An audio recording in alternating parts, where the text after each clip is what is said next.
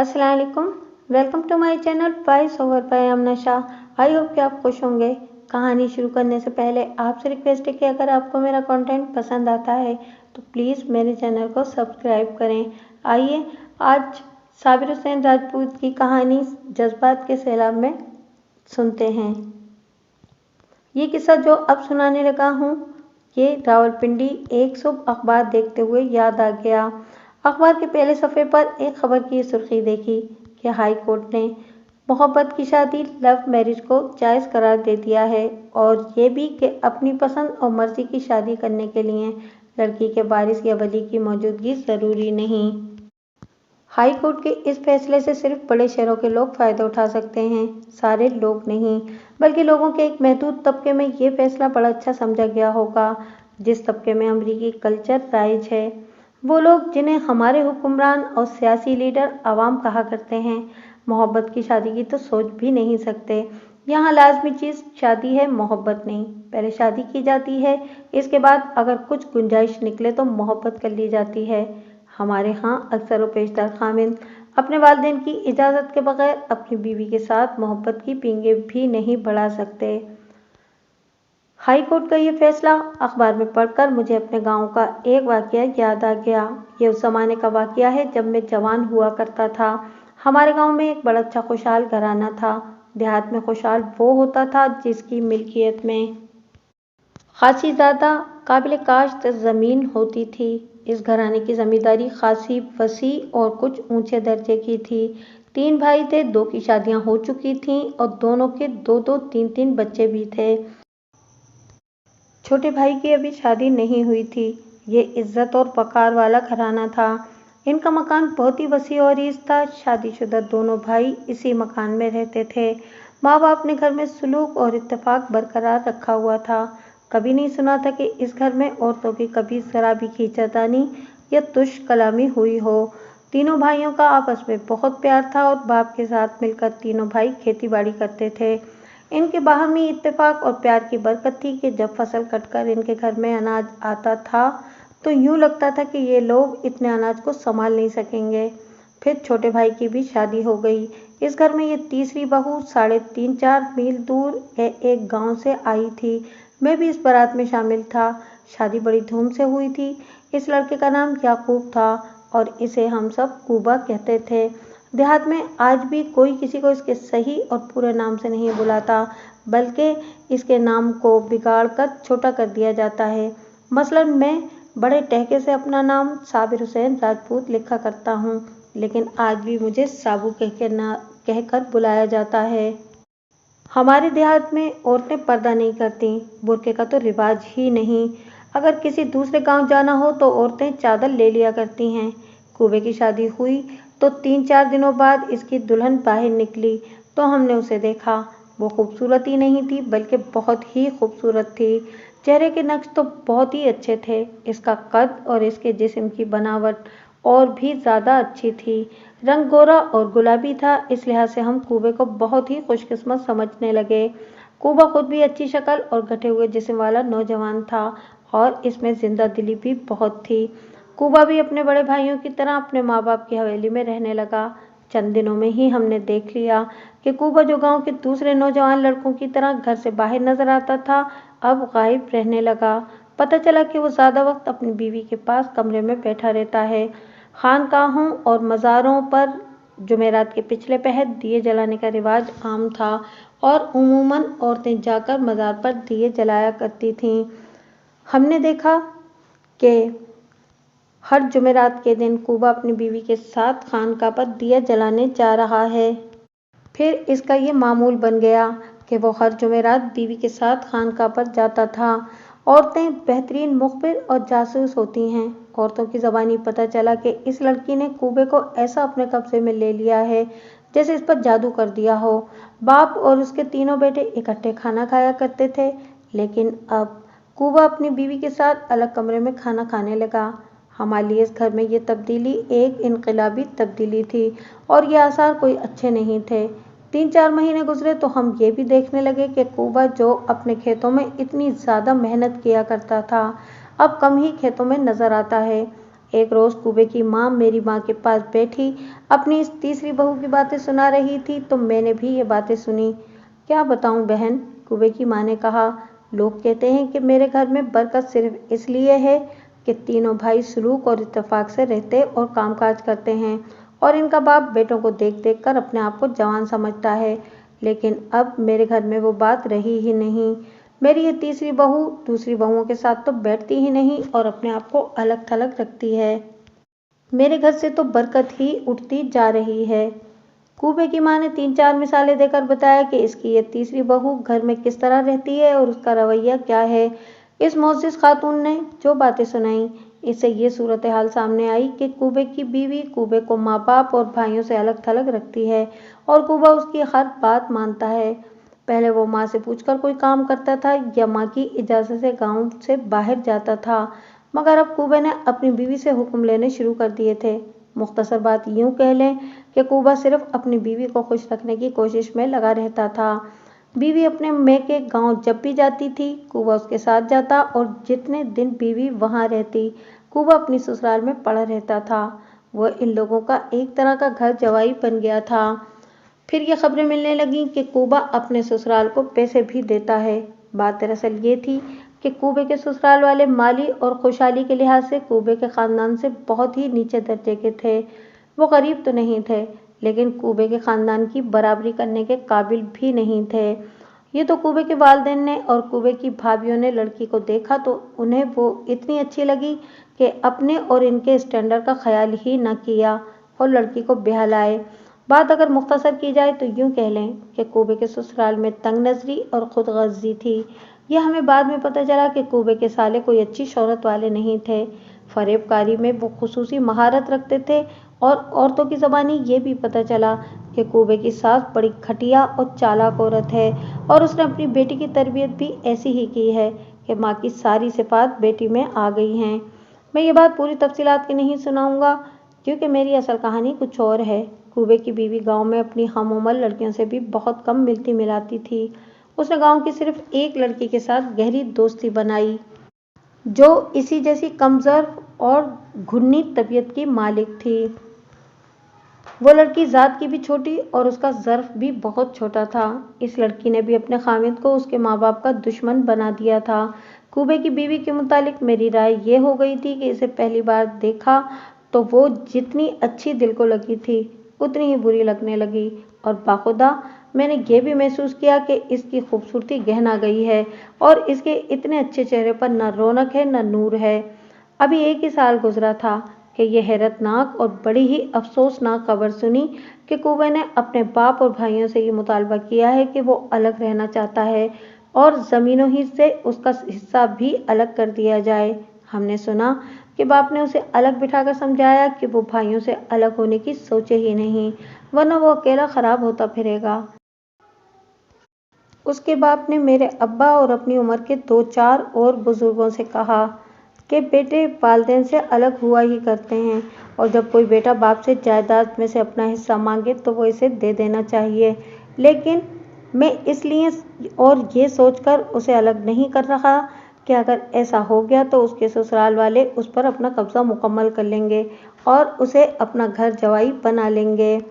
गांव के बुजुर्गों ने कूबे को अलग बिठाकर समझाया कि इसके घर की खुशहाली सिर्फ इसलिए कायम है कि भाइयों में इत्तेफाक और प्यार है और भाई अपने बाप को अपना सरबराह समझते हैं और इसकी इजाज़त और इसके हुक्म के बगैर कोई कदम नहीं उठाते। लेकिन कूबे का दिमाग इस खूबसूरत बीवी ने इस हद तक ख़राब कर दिया था कि बुजुर्गों की इस नसीहत को ज़रा सी भी अहमियत न दी बल्कि कुछ खफगी का इजहार किया। एक रोज़ मैंने अपने 3-4 दोस्तों के साथ कूबे को घेर लिया और उसे कायल करने की कोशिश की कि वो भाइयों से अलग ना हो, लेकिन वो तो जैसे हवा के घोड़े पर सवार था। वो हमसे नाराज़ हो गया और कहने लगा कि ये इसके ज़ाती और घरेलू मामलात हैं और इसमें किसी को दखल देने की इजाज़त नहीं। कूबे की माँ के चेहरे पर पुरवकार सी रौनक और कुछ जायज़ किस्म के फ़ख्र की झलक हुआ करती थी। उसके इस चेहरे पर मैंने उदासी और मायूसी की परछाइयाँ देखीं और उसे आंसू बहाते भी देखा। पहले तो मेरी माँ के पास बैठकर इस तीसरी बहू की घटिया बातें और जलील हरकतें सुनाया करती थी, लेकिन अब वो रोती भी थी। अब उसने कूबे की बीवी की नई वारदात ये सुनाई कि उसने कूबे के दोनों बड़े भाइयों की बीवियों को एक दूसरे के खिलाफ कर दिया है और दोनों को अलग अलग एक दूसरे के खिलाफ भड़काती और उकसाती रहती है। कूबे की बीवी की फितरत में झूठ और फरेबकारी का अमल दखल ज्यादा था। गांव में किसी के घर की कोई अच्छी या बुरी बात छुपी नहीं रहती। ये पता चला कि कूबे की दोनों भाभियां एक दूसरे की दुश्मन हो गई हैं और इनमें चपकली शुरू हो गई है। कुछ दिनों बाद इस घर में औरतों के दरमियान लड़ाई झगड़े शुरू हो गए। इस घर का सुकून बर्बाद हो गया। जब बीवियां आपस में टकराईं तो इनके खाविंद भी महफूज ना रह सके। दोनों भाइयों ने अपनी अपनी बीवियों को समझाने बुझाने और ठंडा करने की पूरी कोशिश की, लेकिन बीवियों ने अपने खाविंदों के दिमाग भी फेर दिए और भाई भी एक दूसरे के दुश्मन हो गए। कूबे ने अपना हिस्सा लेने की मुहिम तेज कर दी और इस मसले पर उसने बड़े भाइयों के साथ तकरार भी की और बदतमीजी भी। इसके नतीजे में गांव वालों ने ये तमाशा भी देखा कि भाई आपस में लड़े और गांव के लोगों ने बीच बचाव कराया। इनके बाप के लिए ये बहुत बड़ा सदमा और अलमिया था। ये बाप तो अब ज़ईफुल उम्र दिखाई देने लगा था। सारे गांव की हमदर्दियां उसके साथ थीं, लेकिन सिर्फ हमदर्दियां इस बाप के किसी काम नहीं आ सकती थीं। इसके घर की सूरत हाल इस कदर मुकद्दर हो चुकी थी कि वहाँ तसादुम और महज आराई का माहौल बना रहता था। इस बाप का एक जवान बेटा ज़ाया हो गया था। अक्सर लोगों का ख्याल था कि कूबे पर बीवी ने और बीवी की माँ ने जादू या तावीज़ करा दिए हैं। आखिर कूबे ने अपना हिस्सा अलग करवा लिया और गांव में ही छोटे से एक मकान में रहने लगा। ये मकान भी इनका अपना था। कूबे ने ज़मीनों की तकसीम पर तनाज़ा खड़ा कर दिया था। वो 1 एकड़ ज़मीन पर अपना नाजायज़ हक जता रहा था, लेकिन बाप इसे वो नहीं दे रहा था। कूबे ने अपने बाप को और भाइयों को धमकी दी कि वो इनके खिलाफ मुकदमा दायर करेगा और अपना हिस्सा पूरा लेगा। बाप ने अपनी इज्जत बचाने की खातिर ये 1 एकड़ ज़मीन भी इसे दे दी। गांव में कूबे और उसकी बीवी के खिलाफ नफरत सी पैदा हो गई थी। फिर हमारे गांव वालों ने ये भी देखा कि कूबे के ससुराल का कोई न कोई आदमी उसके घर आया ही करता रहता था। कभी ससुर, कभी सास और कभी साले इकट्ठे ही आ पहुंचते और 2-2 3-3 दिन खा पी कर चले जाते।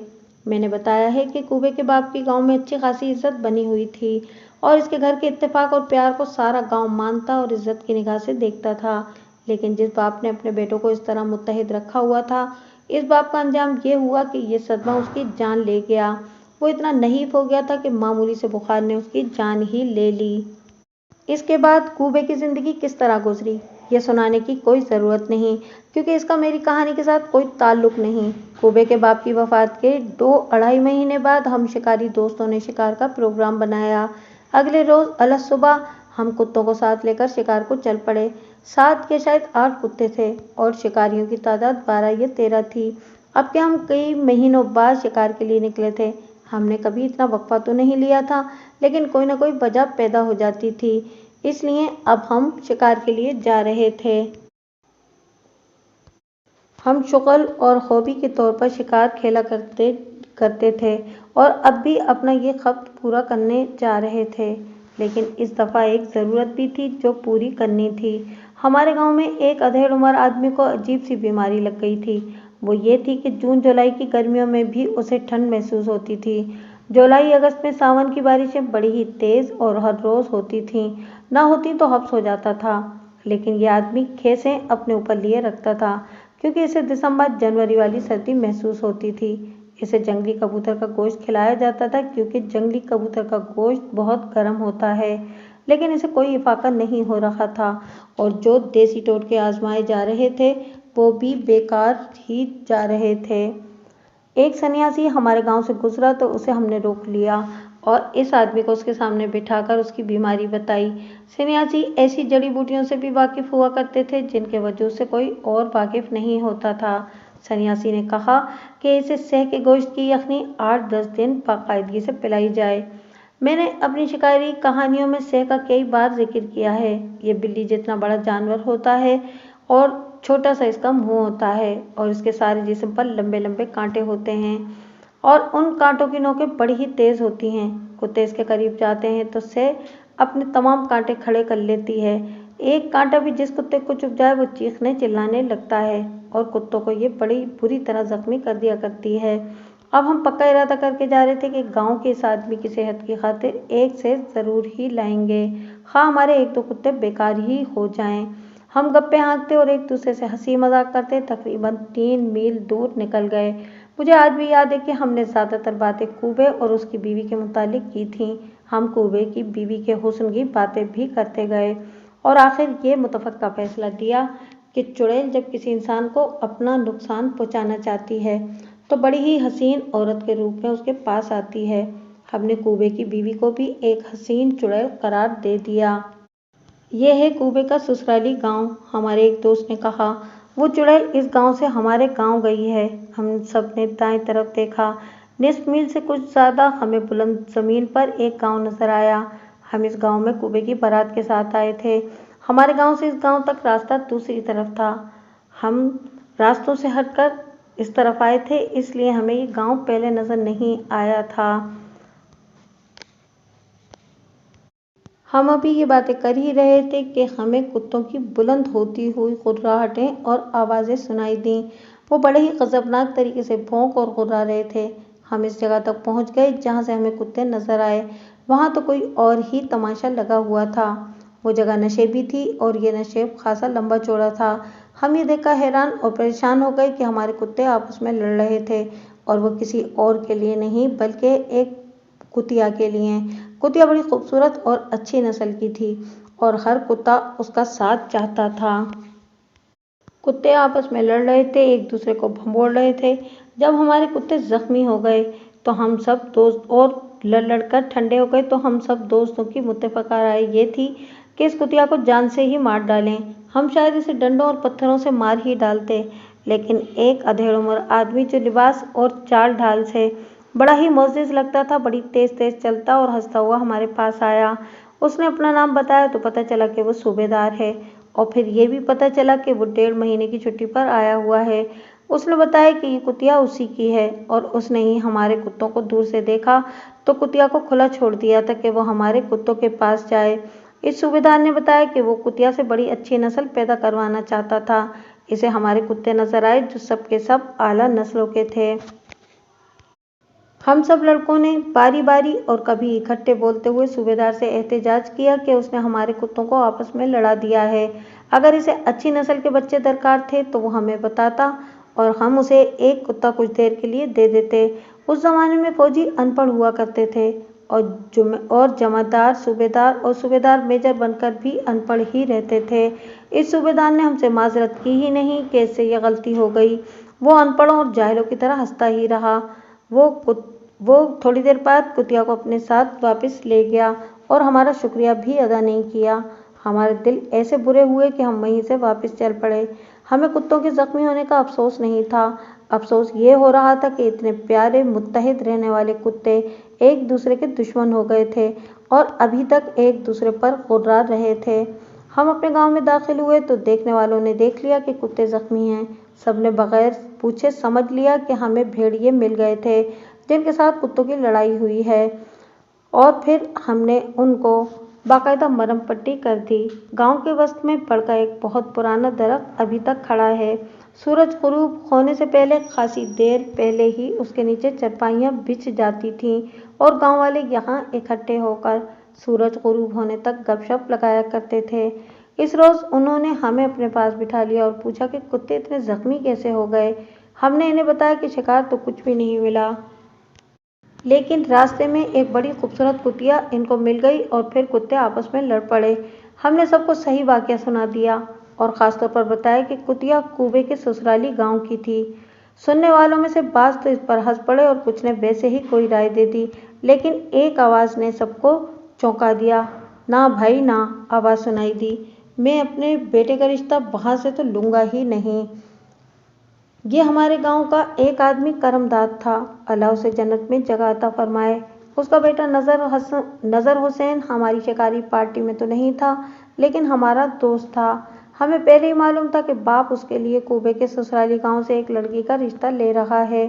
لڑکی والوں نے ہاں کہہ دی تھی اور اب یہ بات پکی کرا کے منگنی کرنی تھی، یہ سیدھی شادی ہی کر دینی تھی۔ رشتہ بہرحال طے ہو چکا تھا۔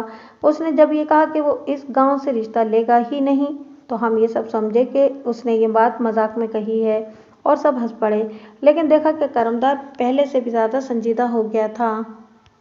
मेरी बात को मजाक मखौल न समझो भाइयों, करमदाद ने कहा। खुद ही सोचो कि इस गांव की एक लड़की हमारे घर आई और उसने 3 सगे भाइयों को आपस में लड़ा दिया, और जिसकी वो बीवी थी उसे माँ और बाप और भाइयों से जुदा करके ले गई। अब तुम सुन चुके हो कि उस गांव की एक कुतिया आई और इसने हमारे लड़कों के कुत्तों को आपस में इतना लड़ाया कि लहू लुहान कर दिया। करमदाद ने कानों को हाथ लगाकर कहा, मेरी तौबा, मैं तो इस गांव की लड़की को अपने घर में नहीं लाऊंगा।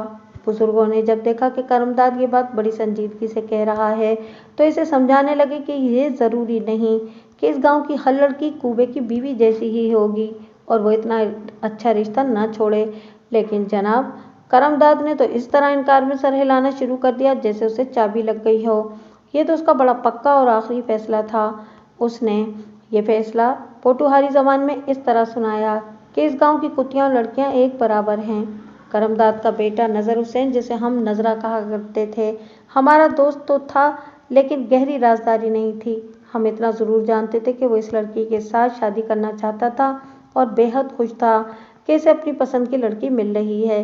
लड़की वाले इनके दूर पार के रिश्तेदार भी थे, जिससे नजरे को ये सहूलत थी कि इस गांव जाकर इनके घर में जाता रहता था। अगले रोज सुबह ही सुबह नजरा मेरे घर आया और मुझे राजा शहबाज खान के घर ले गया।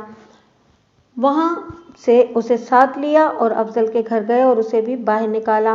नजरा हम तीनों को अलग ले गया। वो बहुत ही उदास, मायूस और परेशान था। उसने बताया कि उसके बाप ने रात घर जाकर ये फैसला सुना दिया है कि वो बेटे के लिए इस लड़की का रिश्ता नहीं लेगा। करमदाद ने अपनी बीवी से कहा कि कहीं और से रिश्ता लेने की कोशिश करो। नजरे की माँ की नज़र अपने गांव में ही एक और लड़की पर थी। उसने कहा कि वो पहले वाला रिश्ता ठीक था और अगर वो कबूल नहीं तो इस लड़की का रिश्ता लेने की कोशिश की जाए। तुम तीनों मेरे पक्के यार हो और मुझे तुम पर पूरा पूरा एतमाद है, नजरे ने बड़े उदास से लहजे में कहा। तुम शायद ये जानते ही हो कि मैं इसी लड़की के साथ शादी करना चाहता हूँ, लेकिन राज की एक बात आज बताता हूँ कि ये लड़की मुझे उसी तरह दिल से चाहती है जिस तरह मैं इसे चाहता हूँ। कभी कभी हम अलग दूसरों की नज़र से दूर भी मिलते रहते हैं। एक रोज़ हमने खाना काबा की तरफ मुंह करके कसम खाई थी कि हम शादी करेंगे और ना हुई तो हम जिंदा नहीं रहेंगे या कहीं भाग चलेंगे। तो मेरा ये काम कर दो कि मेरे बाप को ये समझाओ कि ये रिश्ता ना छोड़े, क्योंकि इसमें हमारी भी बदनामी है और दूसरे ये कि लड़की भी अच्छी है और घर भी बहुत अच्छा है। हम इसका मतलब समझ गए और उसे तसल्ली दी कि हम किसी को ये पता नहीं चलने देंगे कि उसकी इस लड़की के साथ मोहब्बत चल रही है। हमने नजरे से ये भी कहा कि उसके बाप ने वैसे ही ये बात कह दी है, 2-4 दिनों तक वो अपना ये फैसला वापस ले लेगा। हमने नजरे को ये नसीहत की कि वो अपने बाप से या माँ से ना कहे कि वो यहीं शादी करना चाहता है, वरना वो डर जाएंगे कि लड़का बीवी के कब्जे में आ जाएगा। देहात में ये फलसफा या उसूल या वहम आम चलता आ रहा है कि लड़के ने अगर कह दिया कि वो फलां लड़की के साथ शादी करना चाहता है तो उसके माँ बाप ने ये जानते हुए कि उस लड़की का रिश्ता मांगते ही मिल जाएगा, ये रिश्ता अलग फेंक कर कहीं और से शादी करके बेटे को ब्याह देते हैं। उसूल ये सामने रखा जाता है कि हर लड़की शादी से पहले ही लड़के के दिमाग पर सवार हो जाएगी। आप ही बताइए, यहाँ हाई कोर्ट का फैसला क्या करेगा? यहाँ तो ऑर्डिनेंस भी नाकारा साबित होगा। हमारे यहाँ लव मैरिज तो हो ही नहीं सकती। लव लड़की लड़का करते हैं और मैरिज माँ बाप की मर्जी से होती है। फिर उमूमन यूँ होता है कि मैरिज कहीं और होती है और लव कहीं और चलती रहती है। हम तीनों दोस्तों ने उसी रोज़ नजरे के बाप को घेरा और उसे ये बताए बगैर कि नजरा क्या चाहता है, कहा कि हम इस लड़की के ख़ानदान को जानते हैं, बड़े ही शरीफ और इज़्ज़तदार लोग हैं, इसलिए वो इस रिश्ते को ना छोड़े। हमारा ख्याल था कि वो हमारी बात मान जाएगा, लेकिन वो तो पहले से ज़्यादा फैसले पर कायम था। उसने जब अपना इजहार ख्याल किया तो हमें यूं शक होने लगा जैसे किसी पीर फकीर या किसी ज्योतिषी नजूमी ने उसे यकीन दिला दिया हो कि उस गांव से रिश्ता ना करना वरना अपना बेटा गंवा बैठोगे। करमदाद ने 3-4 मरतबा कुबे का हवाला दिया और कहा कि उसके ख़ानदान की तबाही देखो और इबरत हासिल करो। हमने 2-3 बुजुर्गों से भी कहलवाया, लेकिन करमदाद तो अपने फैसले पर कायम रहा। اور آخر پتہ چلا کہ اس نے کسی کی معرفت لڑکی والوں تک اپنا فیصلہ پہنچا دیا ہے کہ وہ اپنی لڑکی کا رشتہ جہاں چاہیں دے دیں۔ اس طرح نظرے کی محبت اور خوابوں پر کالی سیاہ مہر لگ گئی۔ نظرہ بڑا دلیر اور مضبوط دل گردے والا نوجوان تھا۔ اس کے دوست تو ہوں گے لیکن کسی کے ساتھ اس کی رازداری نہیں تھی۔ اس نے ہار کر اور پریشان ہو کر ہم تینوں کو ہمراز بنا لیا اور ہم سچے دل سے اس کے ساتھ ہمدردی کرتے تھے۔ ایک روز تو وہ رو ہی پڑا۔ اس نے بتایا کہ ایک ہی دن پہلے وہ لڑکی سے خانقاہ کی اوٹ میں ملا۔ لڑکی تک بھی یہ فیصلہ پہنچ گیا تھا اور وہ بھی روتی تھی۔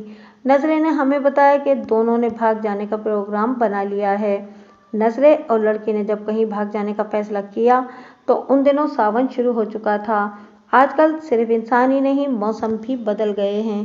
آج کل ساون کی بارشیں بھی کم نہیں بلکہ بہت کم ہو گئی ہیں۔ ہماری جوانی کے وقتوں میں ہمارے علاقے کا ساون اس قدر برستا تھا کہ ندی نالے چڑھے رہتے تھے۔ ایک آدھ دن کا وقفہ ہوتا تھا اور رات کے پچھلے پہر افق پر بجلی کی چمک ہوتی تو لوگ انتظار نہیں کرتے تھے، جاگتے اور مویشیوں کو اندر باندھ دیتے اور اپنے بستر چارپائیاں بھی اندر لے جاتے تھے۔ بارش اتنی تیزی سے آتی اور کئی گھنٹے موسلادھار رہتی تھی۔ ہمارے علاقے میں نالے بے شمار ہیں جنہیں ہم کس اور کسیاں کہتے ہیں۔ ان میں بڑا ہی تیز و تند سیلاب آ جاتا تھا اور چند گھنٹوں بعد اترنا بھی شروع ہو جاتا تھا۔ ہمارا علاقہ میدانی نہیں، پہاڑی اور چٹانی ہے، اس لیے برساتی نالوں کے پاٹ تنگ اور کنارے دیواروں کی طرح اونچے ہوتے ہیں۔ انہیں عام طور پر دیکھو تو بڑے ہی معصوم اور بے ضرر لگتے ہیں، لیکن سیلابی صورت میں یہ معصوم سے نالے بڑے ہی بے رحم ہو جاتے ہیں۔ تھوڑے تھوڑے فاصلے پر یہ نالے مڑتے ہیں اور ہوتا یوں ہے کہ بعض کنارے پتھریلے ہوتے ہیں اور اگر یہ موڑ پر ہوں تو اس طرح خطرناک ہو جاتے ہیں کہ سیلابی پانی جوش و خروش سے آتا اور سیدھا ان سے ٹکراتا اور دائیں بائیں مڑتا ہے۔ اگر کوئی شخص اس سیلاب کی لپیٹ میں آ جائے تو وہ موڑ پر سامنے والے کنارے سے ٹکراتا ہے اور پھر پانی سے اپنے بہاؤ کے ساتھ لے جاتا ہے۔ ساون پورے جوبن پر آیا تو ایک صبح کرمداد کو دیکھا کہ وہ اپنے بیٹے نظرے کو ڈھونڈتا پھر رہا تھا۔ اس نے ہم سے بھی پوچھا کہ نظرے کو گزشتہ شام کہیں دیکھا تھا۔ ہمارے پوچھنے پر اس نے بتایا کہ نظرہ عصر کے وقت گھر سے نکلا تھا اور رات واپس نہیں آیا۔ میں نے اسے بتایا کہ مجھے وہ گزشتہ روز دوپہر کے وقت ملا تھا۔ مجھے آج بھی یاد ہے کہ وہ مجھ سے ملا تھا لیکن اس نے لاپتہ ہو جانے کی یا اپنے کسی اور ارادے کی خبر نہیں کی تھی۔ اب اگلے روز اس کا باپ اس کی پوچھ رہا تھا تو مجھے ایک خیال آیا کہ نظرہ ہی نہیں، وہ لڑکی بھی کل شام سے لاپتہ ہو گئی ہوگی۔ نظرے نے ہمیں یہ فیصلہ تو بتا ہی دیا تھا کہ وہ لڑکی کو ساتھ لے کر کہیں نکل جائے گا۔ لڑکی کا گاؤں تقریباً 4 میل دور تھا۔ قریب ہوتا تو ہم وہاں جاسوسی کرتے کہ لڑکی گھر میں ہے یا وہ بھی غائب ہو گئی ہے۔ اس رات اتنی بارش برسی تھی جو صبح تک جاری رہی تھی۔ ہمارے کس اس طرح چڑھے تھے کہ پانی اتنے اونچے اونچے کناروں تک بھی آ گیا تھا۔ میں نے اپنے دوستوں کے ساتھ باتیں کرتے ہوئے یہ خیال ظاہر کیا تھا کہ نظرہ اگر لڑکی کو ساتھ لے کر نکل گیا ہے تو یہ دونوں بہت خراب ہوئے ہوں گے اور ابھی دور نہیں پہنچے ہوں گے۔ تھوڑے تھوڑے فاصلے پر بڑے بڑے کس اور چھوٹی کسیاں تھیں اور جو رات کو چڑھ گئی تھیں۔ بہرحال ہم تمام تینوں دوستوں نے اپنے دوسرے دوستوں کو بھی نہ بتایا کہ نظرہ لڑکی کو ساتھ لے کر ہمیشہ کے لیے چلا گیا ہوگا۔ اس روز کرمداد اپنے بیٹے نظرے کے لیے بہت ہی پریشان رہا۔ جو کوئی اس کے سامنے آتا اس سے پوچھتا، نظرے کو کہیں دیکھا ہے؟ سورج غروب ہونے میں تھوڑی سی ہی دیر رہ گئی تھی جب ایک آواز سنائی دی، وہ نظرہ آ رہا ہے۔ کرمداد نے سارے گاؤں کو بتا دیا تھا کہ نظرہ گزشتہ شام سے لاپتہ ہے۔ یہ آواز جہاں جہاں تک پہنچی کہ نظرہ آ رہا ہے، لوگ اسے دیکھنے کے لیے اکٹھے ہونے لگے۔ میں بھی دوڑا گیا اور نظرے کو دیکھا۔ اس کا حلیہ اور کپڑے بتا رہے تھے کہ گدرے سیلاب میں سے نکل کر آیا ہے۔ کچھ آدمی آگے ہوئے اور اس سے پوچھا کہ وہ کہاں چلا گیا تھا، لیکن نظرہ بول ہی نہیں رہا تھا، جیسے وہ کسی کی بات سن ہی نہ رہا ہو۔ اس کے سر پر پگڑی نہیں تھی اور سر پر سیلاب کی مٹی جمی ہوئی تھی۔ کپڑے بھی بتا رہے تھے کہ وہ سیلاب میں سے گزر کر آیا ہے۔ میں اس کے ساتھ چل پڑا اور آہستہ سے پوچھا کہ وہ کہاں سے آ رہا ہے۔ اس نے میری طرف دیکھا لیکن بولا نہیں، وہ بالکل ہی گمسم تھا۔ میں، راجہ شہباز خان اور فضل اس کے ساتھ اس کے گھر تک گئے۔ وہ چارپائی پر گر پڑا اور فوراً ہی سو گیا یا شاید بے ہوش ہو گیا۔ اگلی صبح ہم تینوں دوست اس کے گھر گئے۔ وہ چارپائی پر لیٹا ہوا تھا۔ گھر والوں نے اسے نہلایا اور کپڑے تبدیل کروا دیے تھے۔ اس کی اصل شکل و صورت نکل آئی تھی۔ ہم تینوں اس کے پاس بیٹھ گئے۔ اس کا باپ وہاں سے اٹھ ہی نہیں رہا تھا۔ ہم اس سے کچھ پوچھنا چاہتے تھے۔ آخر اس کا باپ اٹھا اور باہر نکلا۔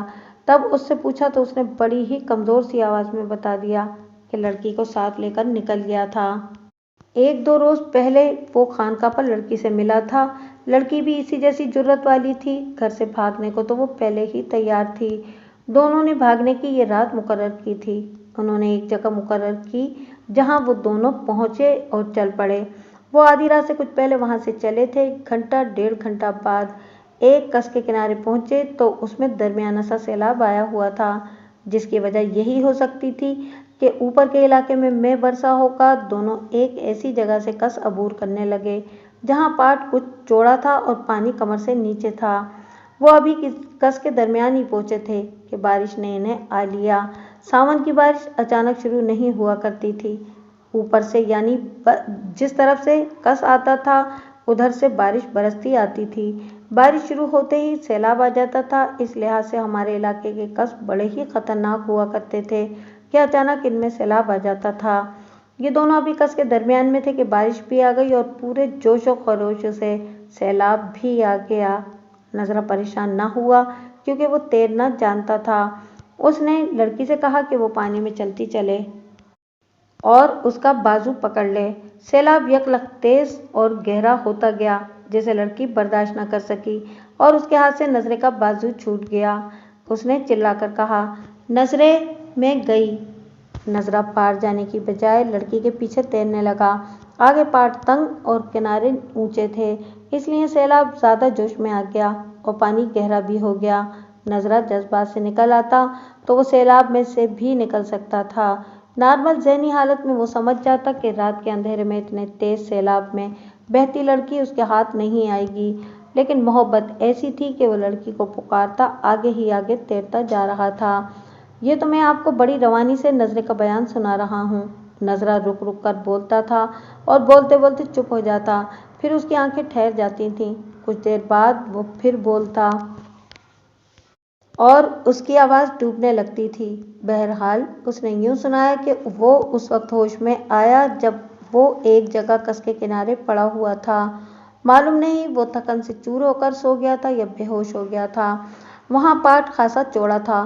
وہ اٹھا اور پاگلوں کی طرح کس کے ساتھ ساتھ نہ جانے کہاں جا نکلا، لیکن اسے لڑکی کہیں نظر نہ آئی۔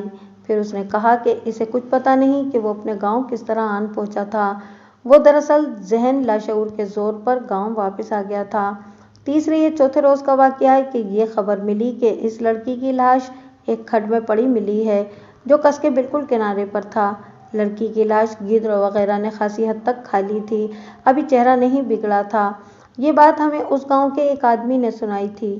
یہ تو ہمیں توقع ہی تھی کہ لڑکی زندہ نہیں ہوگی، وہ کسی موڑ پر پتھریلے کنارے سے ٹکرا کر بے ہوش ہو گئی ہوگی اور پھر تو اسے ڈوب کر مرنا ہی تھا۔